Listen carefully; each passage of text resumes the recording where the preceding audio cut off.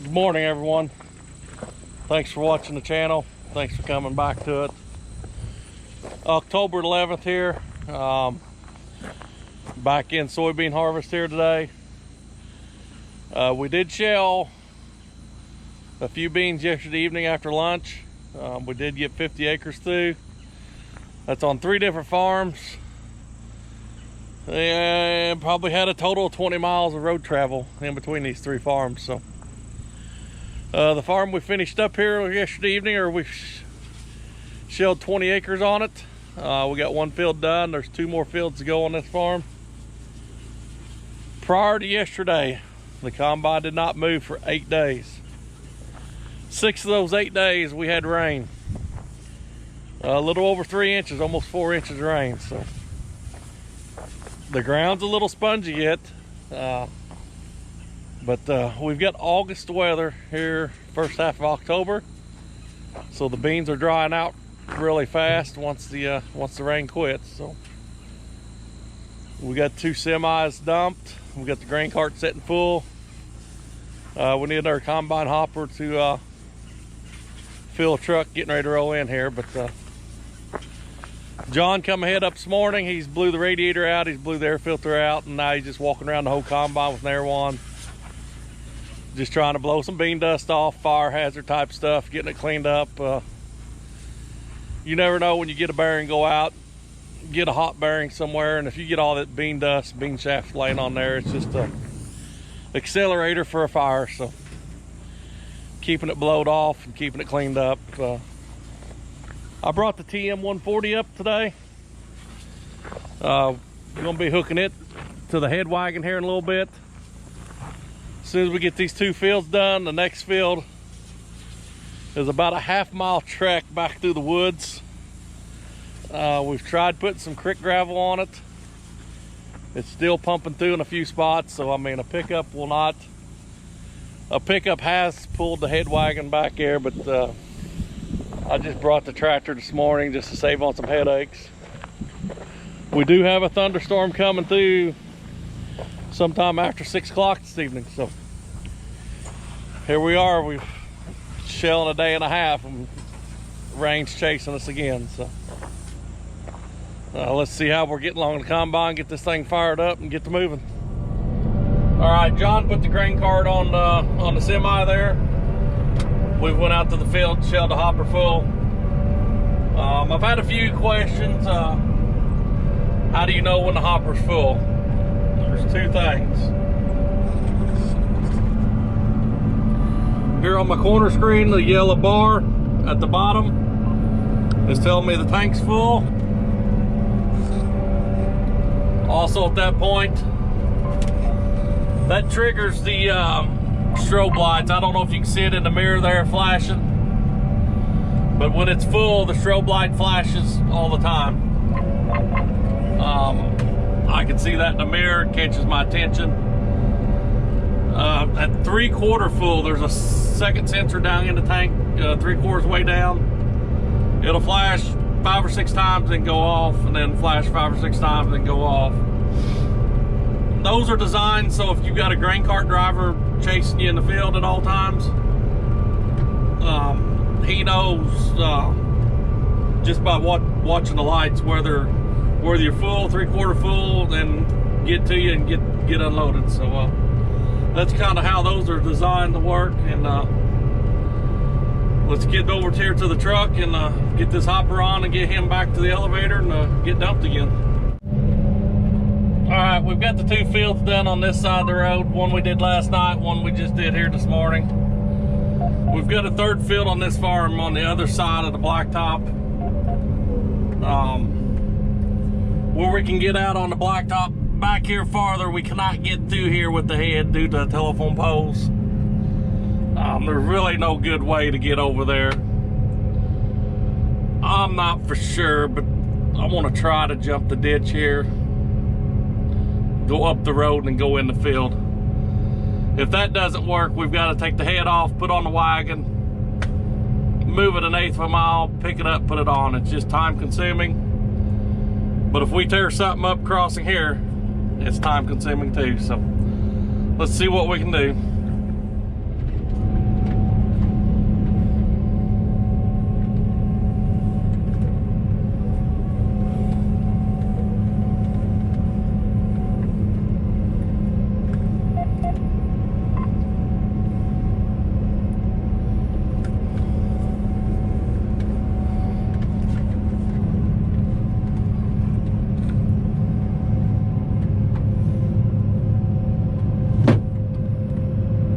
we've just almost hit the road there.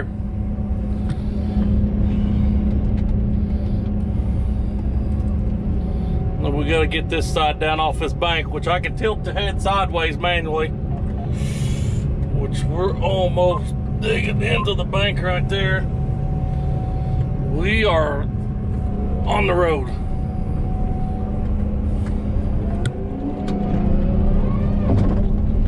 Now we've got a road sign here. We've got about a 6-foot ditch on our side. Made around the roadside. Oh boy. Now I've got a truck coming at me. And I've got the whole road full. This road's about 18 foot wide and we've got a 35-foot head going up it, so there ain't much room to pass anywhere.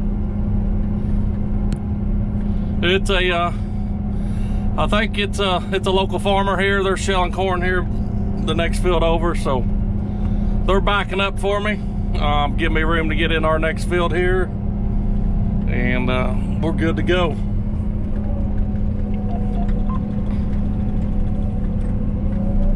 I'm gonna turn you guys off and get in the field and before I tear something up here.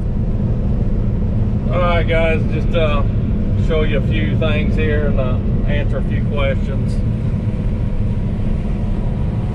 We're averaging about 64 bushel beans right here in this area, 66.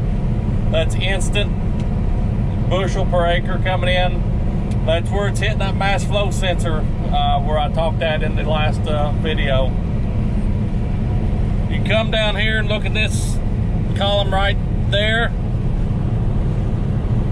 That's acres per hour we're doing. So if I keep moving, shelling beans 100% of the time, you know, we're 14.8 acres an hour. Now when I pick up and turn around on the end, that's not calculating it. So, you know, if you figure up your days, your hours at the end of the day, you're not 14.8, you know, so. But if you're just trucking along shelling, you know, you can get 15 acres an hour, so that ain't too bad. Then you look at the column just right above it there. You know, that's bushel per hour coming in the grain tank. So there again, that's if you're shelling, that's instant right there at the time. So that's 1,000 to 1,100 bushel an hour of soybeans going through this combine. So it's moving a lot of material, it's moving a lot of grain. So as you guys can see on soybeans, you know, we're cutting the whole plant off level to ground. So that whole plant has to go through the combine. I'll get out and pull a plant here after a while, but there are pods the full length of that bean plant. So a lot of material has to go through a combine on beans, and it takes a lot of horsepower to work through all that. So once we get the corn and the corn head, you see that it's just pulling the ear off. The stalk will go through the corn head, and not all of it will go through. So there's not quite as much what we call fodder going through the combine on corn. Your ground speed can pick up. It don't take quite as much horsepower sometimes. Your bushel per acre will, or your bushels per hour will go up. It's going to take a couple trucks to keep up with us when we get the corn.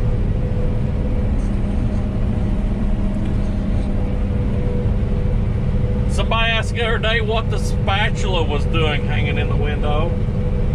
I went back and watched that video 2 or 3 times trying to figure out what a spatula was hanging in the window. The only thing I can find is maybe what this here is. This is a mic for 2-way radios. So we've got company radios, and every truck, every semi, every cab piece of equipment has a company radio. We keep them on radio to radio, or truck to truck we call them, on that channel. We do have a channel we can go to a repeater, but the repeater we can use is so far away. We're not getting very good signal with it, so we just stay radio to radio. It works good here in the field. These hills and hollers, if we're both on hills, we've reached out 8 or 9 miles before. If one's on the hill and one's down the holler, you might reach a mile, mile and a half. So possibility in the future, we're going to put our own repeater in at the shop, and then we'll start reaching out farther from there. So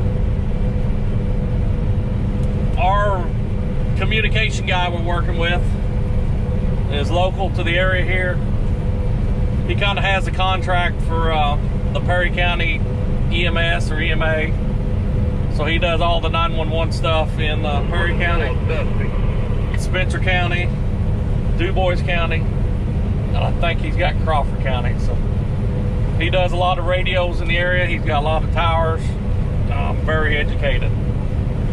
The radios we're getting off of him, these are used radios. These are analog radios. Little bit older technology. We're picking them up cheap. They're working good for us. All your government officials are going to digital radios. So they're pulling these analogs out of these vehicles, throwing them away. I'm picking them up, putting them in these, having them put them in our equipment for us. Working great, but I keep my mic on a little bungee cord here. It's easy to grab, talk, and just let go. I ain't trying to fiddle around hanging it up. So I think that might be a spatula he's talking about hanging in the windshield. Alright, we're back in the field here shelling beans. This is a field we had Dirt Perfect come in this spring. I think this is a 13-acre field. I think we put 5 dry dams or 5 risers in there. So here we are having to work around one. It worked perfect to go around the inside of it. Here we just got the dam sloped. The back side of it, the combine's going to walk right across its shell. You can see the riser right there. As long as you get these dams lined up with the way you plant and the way you shell, they really don't even slow you down. Jerry did an awesome job getting these put in this field. We got the back slopes sloped right. We can shell right across them, plant whatever we need to do. So some places we need to go in and maybe tweak the dam just a little bit and turn it, but it's no big deal really. But the erosion control we have stopped with that way outweighs the cons with having them in the field. All right, got another full tank over in this field. Got the combine on the auto sear, shelling along. Slow up a little bit, John. And that allows me to be hands-free, run the camera.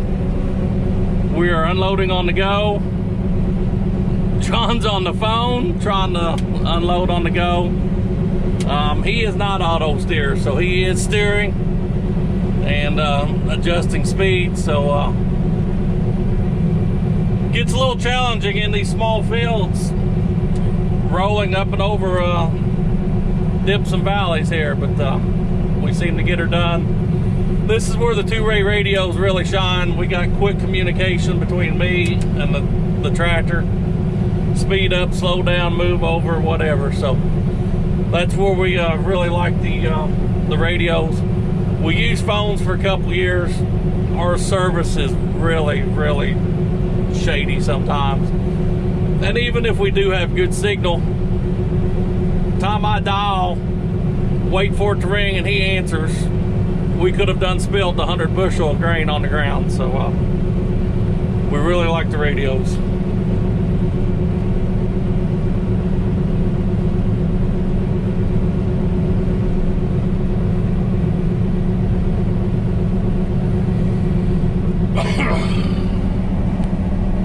We're getting close to the end of the row here. We're not empty, so I'll just shut it off.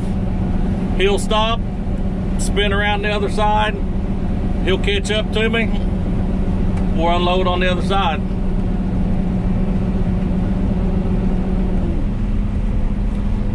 Just hang on there, John. I'll flip around.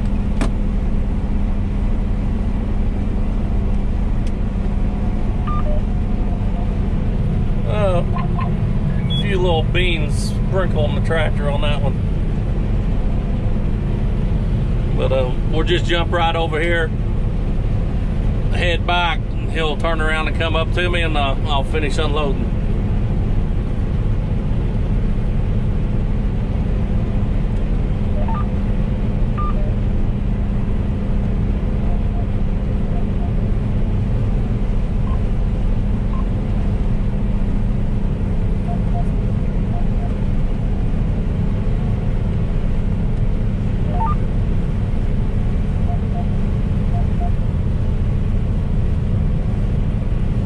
Let me get through this green chip.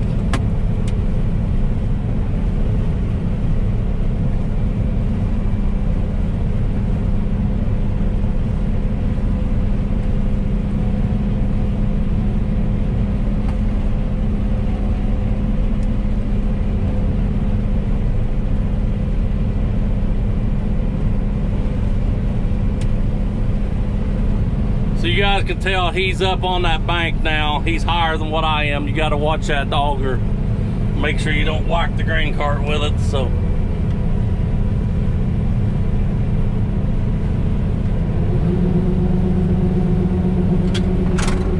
but we're back locked on auto steer here, using GPS signal. The globe's on top of the cab here, picking up satellites. It really works out if he can see my tracks. The tractor runs exactly the same footprint as what the combine did on the last pass, so that's a pretty good signal where he needs to drive. Shelling beans on corn rows, he can count corn rows and get locked in on them.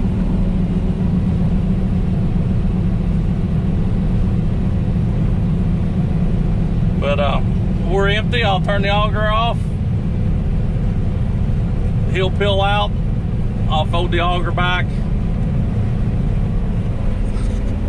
We're on our way again. Throw a few more facts up here on this little video. I know I showed you guys filling this thing up with fuel on that first video. It does hold a lot of fuel. But turn you around here. I don't know if we can see electronics on this camera or not. Get you tilted up here. That's 15 gallons an hour this combine's burning right now. So, well, you ask 15 gallons an hour, that does sound quite a bit. So, I don't know. But when you look over at the other number with the acres we're covering per hour, we're running 1.5 gallons an acre. So I don't know. I haven't priced my fuel lately or know what I'm paying for it, but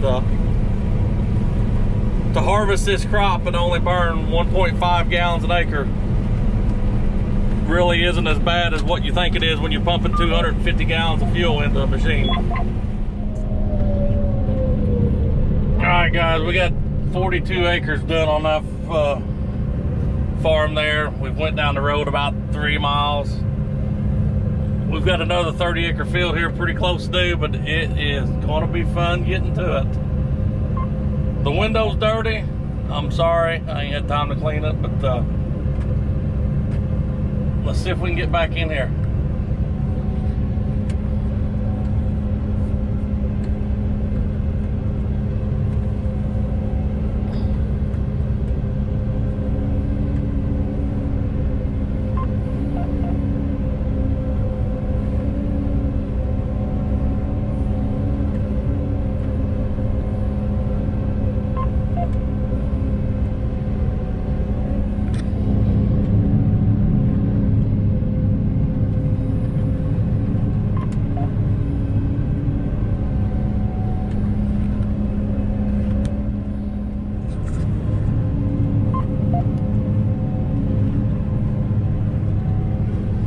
I mean, we are all but rubbing trees on both sides.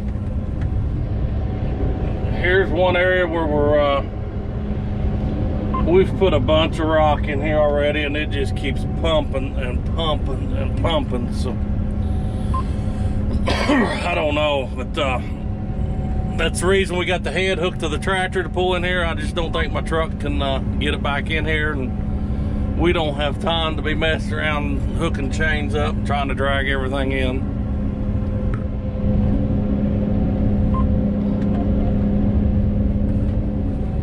I mean, we've got a tree right there. We're bouncing off the roots, and then you turn around, you gotta get through this tree, and then you gotta keep an eye in the mirror and make sure you don't swing around and hit nothing, and then get lined up for the next 2 or 3 trees coming.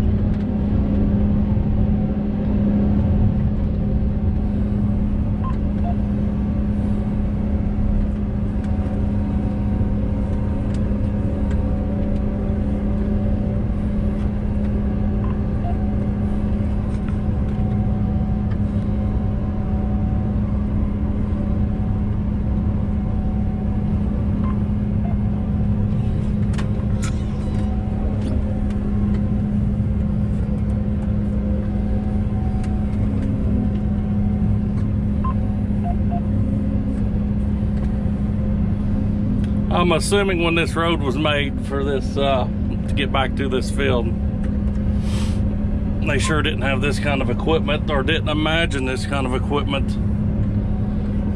trying to get back in here to it. So I really need to talk to the landowner and get Dirt Perfect in here and take a few trees out and get it opened up just a little bit more. I mean, we can get it done, but it's a little nerve-wracking. It just seems like we can't get enough rock on this road. There's what John hollering on the radio, same thing. We've hauled rock, and just don't seem like we can get enough on there. All the grain has to come out this road on the grain cart. You know, beans ain't so bad because you're not getting the yield you do with corn. We flat wear this road out if we get corn back here. A lot of trips in out here with the grain cart. But once you get back here, I mean, it's a nice 30-acre field sitting on this ridge back here. So let's see if we can get this head on, get rolling. I think I looked at the radar before we come back here. We've got about 4 hours. Not even 4 hours. We got about 3 hours. Get this knocked out before the thunderstorms come through this evening.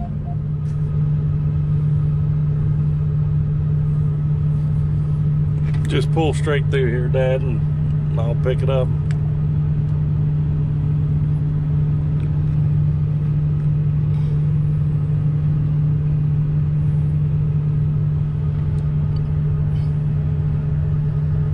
Easy. Whoa, whoa, whoa, whoa, whoa, whoa, whoa. Back up just a little bit. Whoa, right there.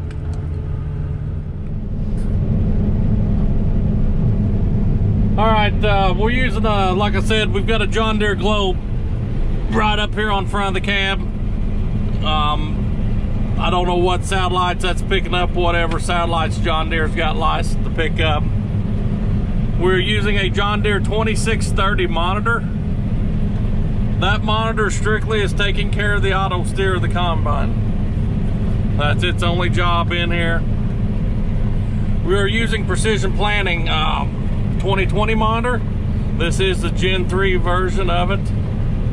This is doing the yield mapping, moisture, all the grain input info of it. It is also getting satellite signal from the John Deere Globe. It's wired into it, so it is doing some mapping also. With the Precision Planting stuff, they allow you to plug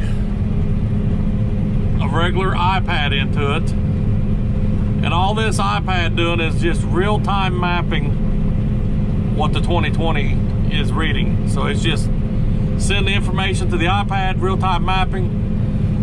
The iPad, then I can unplug it at the end of the day, take it home with me. I've got all my data, all my maps, all my information with me. This iPad's also downloading it or uploading it to a cloud. So John can be 2 miles away or 2,000 miles away. He can tap into my iPad, he can see what I'm doing. I can tap into his iPad, see what he's doing. I can be sitting in the office and get all this information off my desktop computer. So when I punch this field in, it has no AB line stored in it. And when I say AB line, that's our point A to point B. That's a straight line. That's what the combine's gonna follow. So we will need to put a new AB line in there for this field.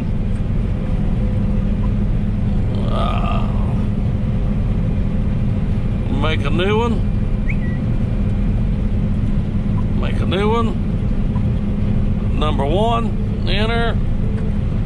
Duplicate entry. Clear. Let's go.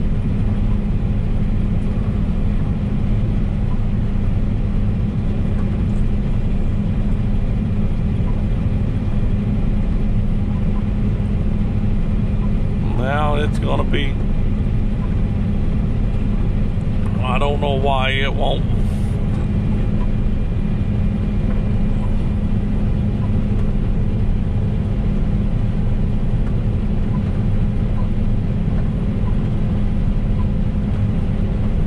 All right, we've got one labeled now. This is gonna be our set A. I've manually got to hold the steering wheel. This here, you just kind of pick a point at the other end of the field you want to kind of make a straight line to. You don't have to go very far at it either, so you know, we've only been, I don't know, we ain't even went 100 yards yet, so we can set B, accept it.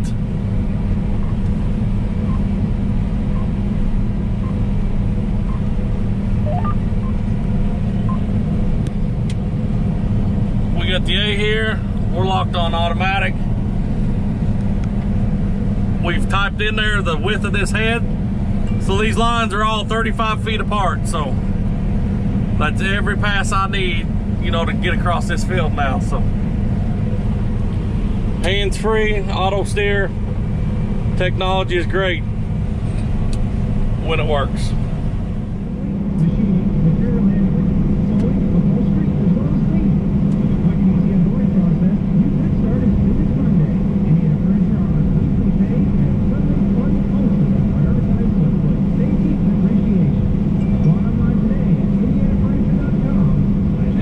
Setting in line at ADM, there's 10 to 12 trucks in front of him. 450 bushel on the grain cart, so you probably ought to head this way with the other truck.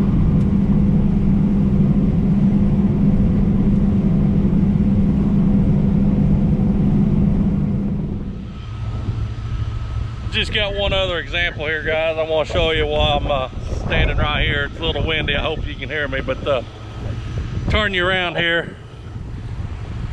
We've been renting this field for 5 or 6 years now. You can see this thick ditch in here. We've always went around that. It's a pretty good ditch in there. When we started farming that, we farmed through this smaller little grassy waterway here. It got to washing out. Pretty good little ditch up through here now. So to keep it from eroding any deeper, we just let the grass grow on it and quit planting it. So that means we gotta go farther up and around and down. So now that we left this, the the washouts have just expanded to head up.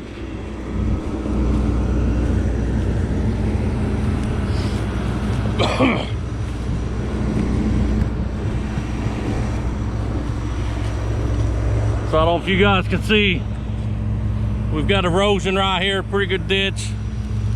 We've got erosion over here, pretty good ditch. So, you know, next year we'll have to leave more grass here to keep the soil held in place,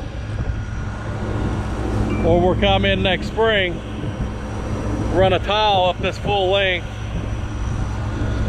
put some dry dams in here, put one dry dam in the middle, dam this off, get that water underground and get it down there to the woods, get rid of our erosion. We ain't got to leave this grass waterway, we ain't got to go up and around it, and we can farm straight through it. So here's where we're being conservationists, saving soil. It helps our efficiency. We ain't having to turn around so much. We've got longer paths. And I know a lot of you guys has come over from Dirt Perfect channel to my channel, and I burned a bunch of you guys out putting tile in this spring, and everybody questioned if it ever paid for itself, but that's just kind of my reasoning, my logics behind it. I know it's all rented ground, it's all somebody else's ground, but it saves me money not having to go around this. This is acreage I'm paying rent on. I don't get to farm. It's costing me time and it's costing me money to turn around and not farm it. So that's why we're putting tile in and doing what we're doing.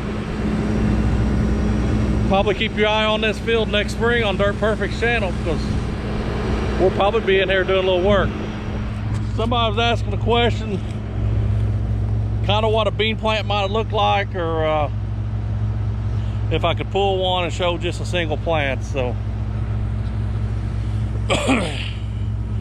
we plant our beans in 15-inch rows, so these rows are 15 inches apart. Oh, there's probably 2 to 3 inches per plant spacing in the row, but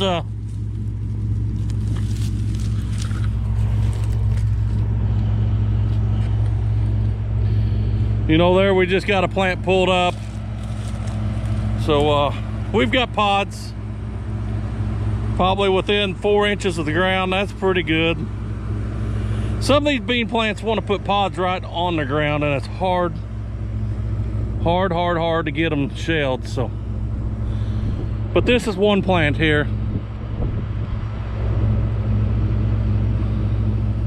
I ain't gonna say this is the best example, but that's just one random plant I pulled.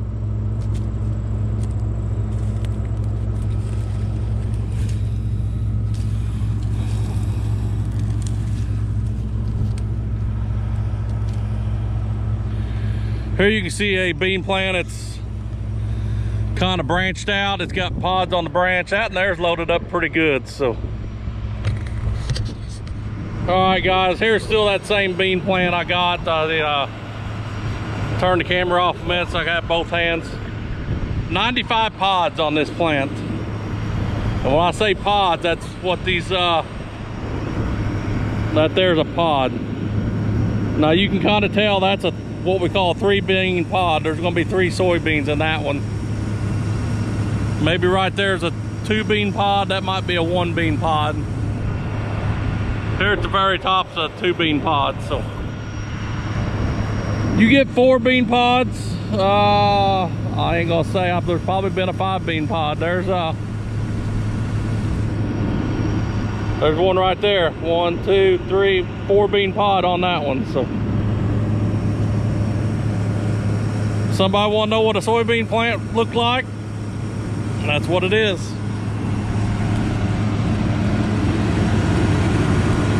Here's one pod here.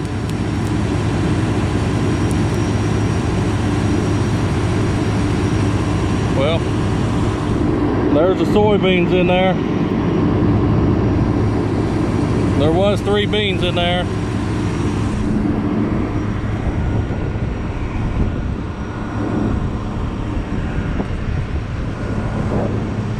Somebody want to know if there was a tester to know the moisture on these, or how do I know when to start shelling?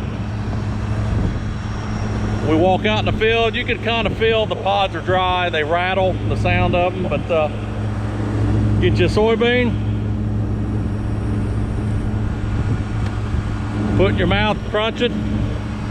You can tell how hard and if it cracks, the harder and the crack, the drier it is. So let's hop back in this green Chariot and get to running again. All right, we got 450 bushels of beans on the grain cart. That's probably full enough trying to get out that road we gotta go.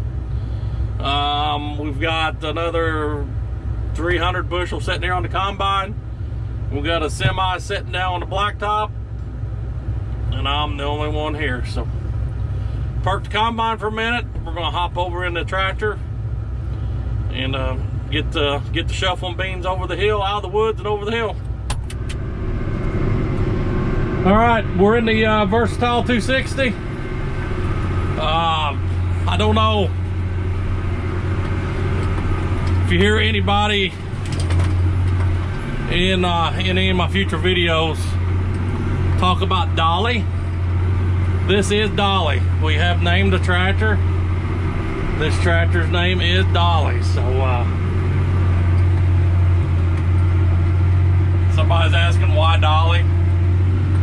Well, if anybody Dolly Parton fans knows the song Coat of Many Colors. So I don't think Versatile knew what color they wanted to make this tractor. So it has a coat of many colors, so we just call it Dolly.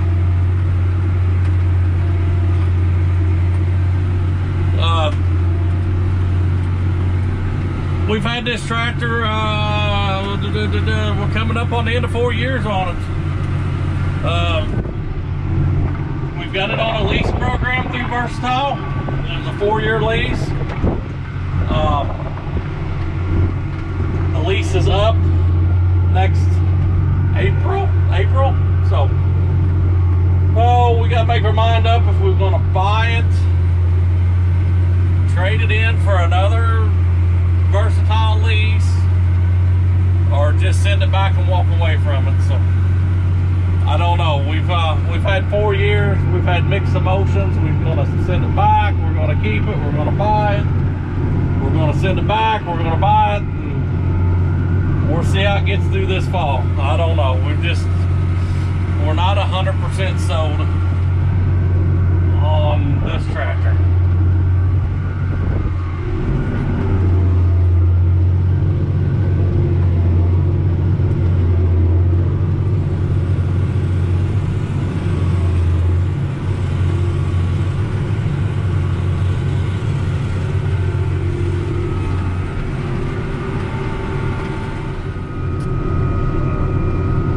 Just starting the second year on the lease, I think. I plant corn with this tractor. It started plugging up hydraulic filters like every 25 hours, and well, then we wanted to get the planting done with it. Within a couple hundred acres. It's a pain to move all the monitors out, so we end up draining all the hydraulic oil out, putting new hydraulic oil in, new filters, just trying to get it through. But as soon as planting season was over, we got into the dealership. The brakes were shot on it, so everything that was plugging the hydraulic filters up was the brakes. There were wet brakes in this thing running in hydraulic oil. Versatile took care of that. We've been getting along pretty good with it, and I don't know. The other day light come on right at the start of harvest, saying hydraulic filters were plugged. Replaced them, and it's not looking good. So we do have a few hours on it here, just running grain carts, what it's been on. So we'll see what it does this fall. If it's it will go on tillage here later, if it gives us problem with brakes, there is no sense of us buying out a lease and buying a headache. So we will walk away from it, I think. So. Well, guys, I'm down here to the semi. I've got rain on the hood. We need to get these beans on the semi. We need to get up, get the beans off the combine, find some signal, check the radar, see where the rain's at. We might be done shelling again. Rain, rain, rain. I'll check back in. Windshield 30. No. Oh, I don't know. It probably does. I thought we replaced it.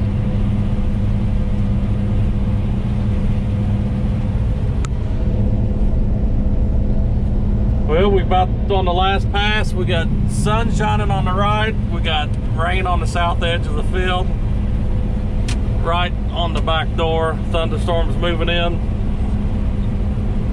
We've managed to put another one asleep again in the combine. She's out.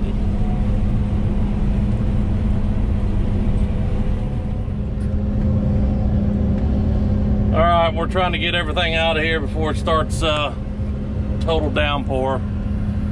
I think we've got about 300 bushel beans on the grain cart headed down to the semi. My pickup ended up back here. We're gonna cross our fingers. Hopefully she can get it out, and hopefully we don't tear nothing up. We're gonna leave him last one. If he gets hung up, we'll get the combine grain cart out. We'll come back and we'll bring a tractor back and pull him out. But we're gonna get out here a little bit and let him have a little room to stretch his legs and get a run at some things here. All right, guys, we got the combine head back up on blacktop and gravel. John's got the grain cart down there at the semi, putting it on. They'll be coming screaming through here in a little bit, but we got done what we wanted. We're pushing 6 o'clock here Central Time. It's going to be dark here in a few minutes. I don't know if we're going to go to the next field yet tonight. There's thunderstorms right on our back door. Everything's been kind of raining. I shelled the last 3 or 4 acres in the rain. So I think we're just going to park everything this evening, wait it out, and reevaluate in the morning. If you like what you watched here, hit that thumbs up, and if you're not a subscriber yet, please hit the subscribe button, hit the bell for notification, get the new let you know when the new videos post. And you got any questions, leave them in the comments. Pretty much that's what today's video was answering those questions I've seen in the comments. I hope it wasn't too much of a overload. A lot of stuff to get answered today. So thanks for watching, guys. See you on the next one.